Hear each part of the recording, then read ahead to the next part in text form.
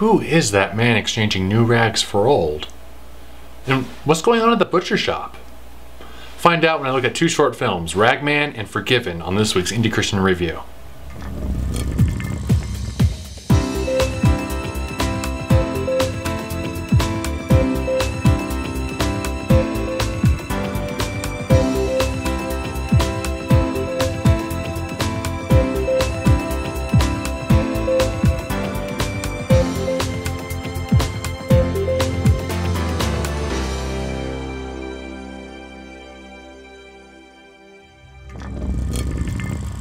So this week is a double feature week. I'm going to be looking at two short films, unrelated, but they both are kind of allegory slash parables. First one is Ragman.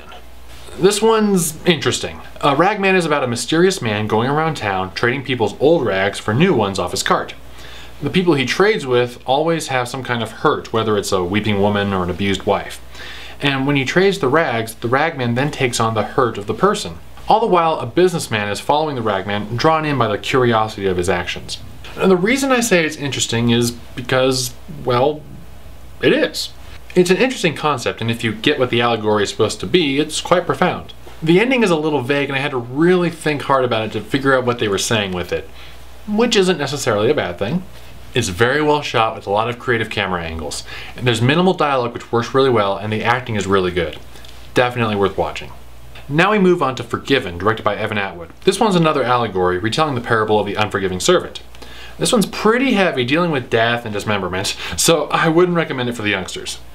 Now the servant in this one is an employee at a butcher shop who accidentally leaves the freezer door open, causing the owner's young daughter to accidentally lock herself in. And man, is this a sad way to start a movie! But the owner manages to forgive the guy and lets him keep his job. But then a new hire comes in to help with the workload, and while he's being trained...